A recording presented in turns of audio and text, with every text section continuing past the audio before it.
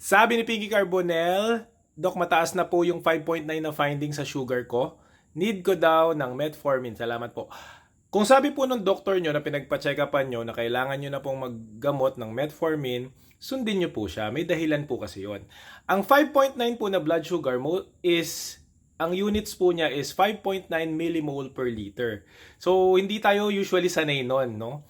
Para maintindihan mo, i-multiply mo siya by 18. So, nung minultiply ko yan, kinompute ko na para sa'yo, lumalabas po 106 mg per deciliter. So, ang diabetes po, pag ang fasting blood sugar nyo po ay 126 pataas, diabetic po yun.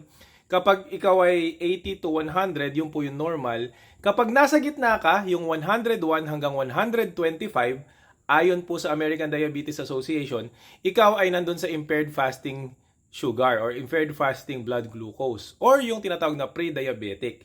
Konting kemot na lang diabetic ka na. So, kailangan mo na lifestyle modification, mag-diet ka na, mag-exercise ka na. And for some doctors, depende sa pagtingin nila sa pasyente, pwede na po tayo magbigay ng metformin para po ma-prevent na magtuloy po sa diabetes, no? So, kailangan nyo lang po mag-follow up sa doktor kung kailan kayo pinapa-follow up para ma-observe nyo kung kailangan pa niyang ituloy yun or itigil na. Alam mo na? Alam mo na!